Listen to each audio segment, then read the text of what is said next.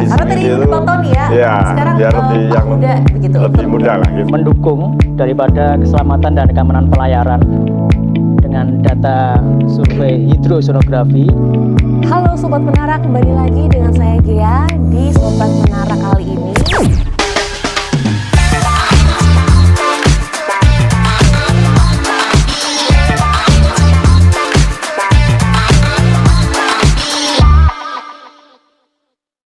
Halo Sobat Menara, kembali lagi dengan saya Gea di Sobat Menara kali ini. Tentunya episode kali ini sangat menarik karena kita akan bahas terkait part yang paling krusial atau penting di dunia maritim. Dan ini juga amat sangat penting untuk keselamatan dunia navigasi, which is itu adalah alur pelayaran dan survei hidrografi. Tentunya Gea saat ini sudah bersama dengan narasumber yang ahli di bidangnya dan mempunyai pengalaman yang luar biasa. Please welcome, selamat datang Pak Tony dan Pak Huda. Saya melihat senyumnya ini senyum semangat begitu ya. Baik, nah berbicara tentang alur pelayaran dan juga survei hidrografi nih Pak. Sobat Menara ini pengen tahu lebih dalam apa sih kiranya alur pelayaran itu dan juga survei hidrografi itu. Terima kasih Mbak Gea. Buat teman-teman Sobat Menara, kami dari seksi alur pelayaran di Distrik Navigasi Kelas 1 Tipe A Tanjung Perak. Alur pelayaran sendiri dari segi definisi itu suatu perairan yang dari segi kedalaman, lebar itu aman dan selamat untuk bernavigasi atau untuk berlayar. Jadi baik itu di laut, di sungai, danau maupun bagian-bagian air lainnya gitu. Jadi kaitannya dengan hidrografi untuk kedalaman perairan tadi harus ada pengukuran namanya hidrografi tadi gitu. Nah, hidrografi sendiri itu pengumpulan data terkait tentang kedalaman, pasang surutnya dan sebagainya untuk mengetahui topografi dasar dari perairan itu sendiri. Seperti itu. Jadi baik dasar dari danau atau pelaut gitu. Terus kenapa kok harus ada alurnya gitu. Kalau di laut itu luas, harusnya dalam semua, mungkin teman-teman pemirsa itu laut itu luas Pak, kenapa kok harus ada jalurnya segala macam? Karena tidak semua lautan kita itu dalam semua, jadi mungkin ada karangnya, mungkin ada kerangka-kerangka atau objek-objek yang lain. Nah itu disurvei, dilihat kedalamannya seperti apa untuk topografinya tadi, terus didesain jalur kapalnya gitu. Jadi kapalnya tuh, oh kalau mau masuk ke Surabaya misalnya, gitu, itu harus lewat sini, lewat sini, lewat sini. Jadi karena tadi tidak semua perairan itu luasnya sama, kedalamnya sama gitu. Jadi intinya seperti itu ya. Baik, ini luar biasa sangat detail sekali begitu ya, sampai dari dasarnya sampai dicontohkan ketika akan ada kapal yang ingin masuk ke Surabaya begitu Pak. Jadi Sobat Menara akan lebih paham lagi, ini luar biasa. Baik Pak, kalau bicara soal alur pelayaran dan juga survei hidrografi sendiri, kira-kira apa sih Pak visi misi dari alur pelayaran itu dan juga survei hidrografi dalam dunia maritim ini? Biar Pak Huda ini nanti. Iya. Karena tadi ditonton ya, sekarang biar lebih Pak yang Huda begitu. Lebih mudah lah gitu. Baik. Semangatnya ada. Gimana gitu. nih Pak visi misinya? Iya. Jadi terima kasih Mbak Gea. Visi misi daripada survei hidrografi itu sendiri ya, khususnya di Distrik Navigasi itu adalah visinya adalah mendukung daripada keselamatan dan keamanan pelayaran dengan data survei hidrosonografi, di mana dalam penyajian data, dalam pengumpulannya itu dilakukan sesuai dengan standar International Hydrography Organization. Dan juga dari segi peralatannya itu juga harus sesuai dengan standar S44, di mana aturan-aturan tersebut itu sudah baku dan memang diadopsi atau digunakan sebagai standar internasional untuk penyusunan daripada survei di alur pelayaran, begitu Mbak. Untuk misinya sendiri bahwasanya untuk mencapai visi tersebut tentunya ada kiat-kiat ya. Jadi kiat-kiat daripada kita surveyor kenavigasian itu adalah dengan melengkapi daripada peralatan yang sudah standar atau yang sudah ditentukan oleh standar IHO tadi dan S44, dan juga kita memenuhi daripada persyaratan daripada standar IHO itu sendiri untuk mendapatkan data yang akurat demi menunjang keselamatan dan keamanan pelayaran, begitu Mbak. Wah, menarik sekali ya. Jadi memang harus ada standar IHO itu sendiri ya Pak ya. Tentu menarik sekali. Baik, kemudian dalam pelaksanaannya nih Pak, persiapan apa saja sih yang dilakukan dalam alur pelayaran dan survei itu sendiri? Kalau persiapan daripada survei itu sendiri ya dimulai dari pertama adalah kita melakukan rapat kecil dengan pengumpulan data sekunder. Data sekunder itu bisa didapat dari mana aja, dari instansi terkait ataupun dari stakeholder. Lalu dari data sekunder itu kita sudah mulai mendesain daripada rencana kerja. Setelah itu kita melakukan namanya survei pendahuluan, kita datang ke lokasi untuk mengecek daripada kondisi real di lapangan, nanti di mana pasutnya dipasang, nanti bagaimana wahana atau perahu yang digunakan, karena di setiap daerah itu berbeda jenis tipe perahu. Nah, itu nanti akan berpengaruh terhadap penataan daripada seluruh komponen peralatan yang kita gunakan untuk survei. Sehingga dari survei pendahuluan itu nanti kita sudah mendapatkan nilai-nilai pasti di mana kita akan menginap, di mana kita masang benchmark, di mana kita pasang surut, dan juga perahu atau wahana apa yang kita pakai itu sudah kita kantongin dan kita bawa pulang ke kantor atau ke Disnav. Lalu dari Disnav itu kita menyusun timeline. Timeline itu kita susun dari data sekunder dan juga dari data survei pendahuluan. Kita akan merencanakan berapa lama hari survei, alat apa yang akan digunakan, sehingga pada saat nanti di lokasi sudah tidak kebingungan lagi, begitu ya. Lalu setelah itu kita melakukan dry test. Dry test itu adalah bagian daripada kegiatan sebelum survei. Kita mengecek seluruh peralatan yang digunakan, mulai dari echosonder, mulai dengan GPS, lalu peralatan-peralatan penunjang lainnya, misalnya current meter,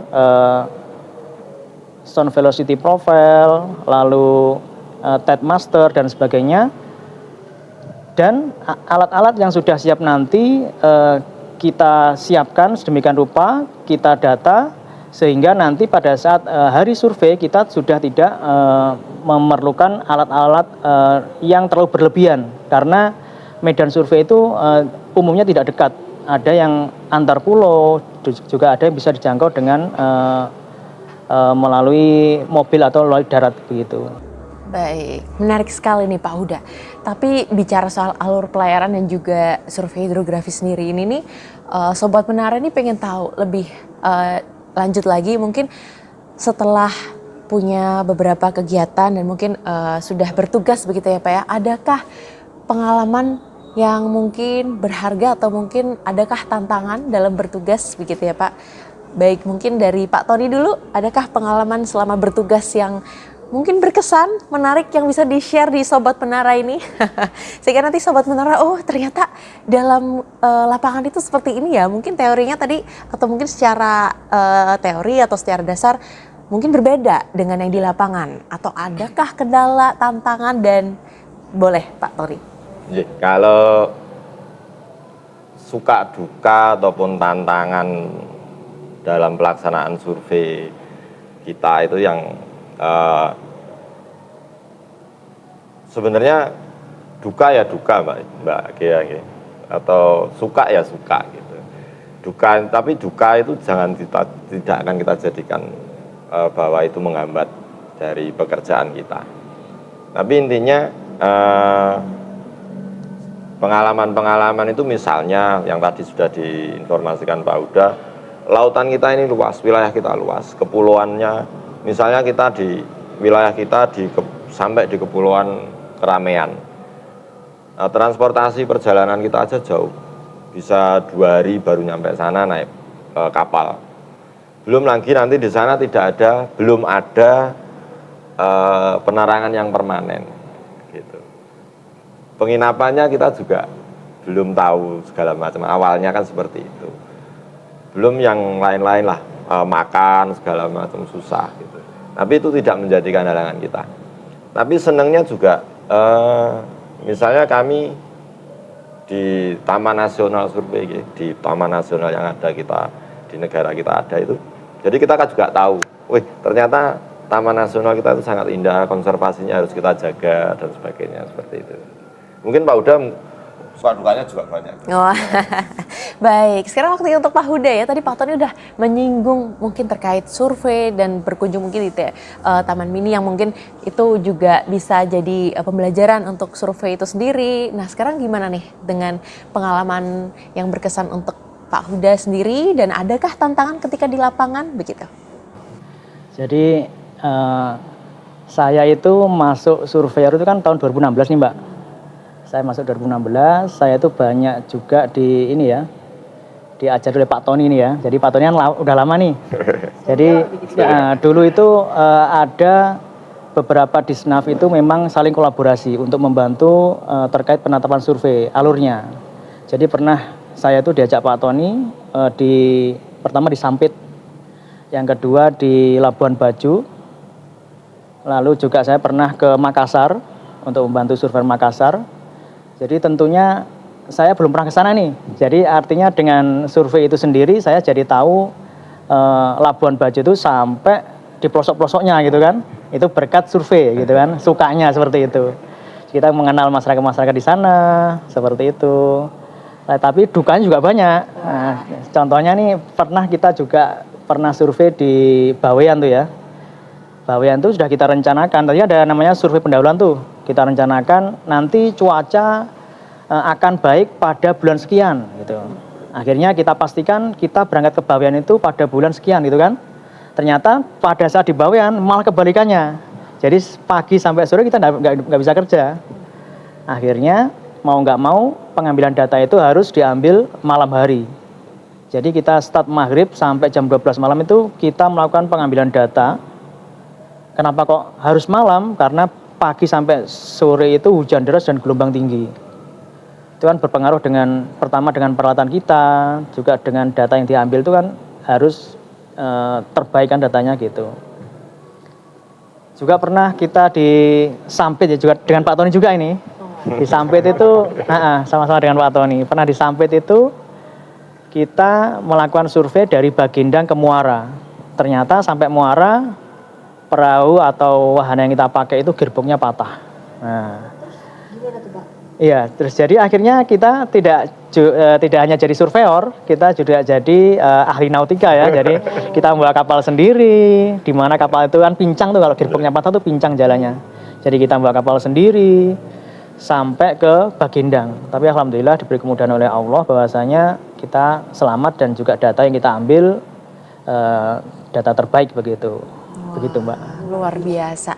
Jadi seketika ada kendala harus jadi multi talent ya untuk betul. bisa menyelesaikan problematika itu. Tapi menarik loh Pak. Jadi ada suka dukanya yang sebenarnya jadi lebih tahu. Wah ternyata begini ya gitu. Luar biasa sekali Pak. Terakhir nih Pak, last but not least gitu ya. Kiranya apa sih harapan untuk dunia alur pelayaran dan survei hidrografi khususnya di Indonesia ini sendiri, terutama di wilayah kerja distrik navigasi? Harapan kami, terutama juga di harapan distrik navigasi, kita bisa menyelesaikan yang menjadi tupoksi kita, distrik navigasi terkait penetapan alur terutama, karena kita masih ada sekitar 6 alur yang belum disurvei, jadi mudah-mudahan juga bisa segera terlaksana penyelesaiannya. Di satu sisi harapan kami juga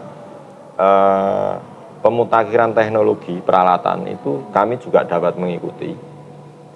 Kedua, SDM kita juga bisa mengikuti perkembangan zamannya, kebutuhannya terkait dengan SDM, mungkin diklat surveyornya gitu. Juga digitalisasi data seperti geospasialnya seperti itu gitu.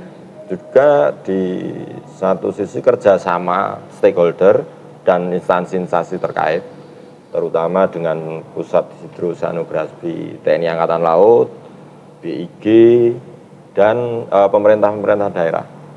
Tapi tak lupa juga stakeholder yang berkepentingan terkait dengan dermaga atau kepelabuhanan, seperti itu. Baik, luar biasa Pak. Sudah disebutkan sama Pak Tony, harapannya baik dari pertama kolaborasi, kemudian juga mengikuti perkembangan zaman, terutama di digitalisasi, karena penting banget ya Pak. Sekarang eranya sudah 4.0 menjadi 5.0, jadi kita harus evolving, growing, berkembang untuk terus inovasi dan mengikuti perkembangan zaman. Luar biasa sekali Pak. Ini menutup azan, menutup perjumpaan kita kali ini dengan Sobat Menara. Sampai jumpa di episode-episode berikutnya. Kita akan tutup semangat ini dengan semangat jargon ya Pak ya. Baik, Distrik Navigasi Tanjung Perak. Siap, laksanakan. Terima kasih. Terima kasih.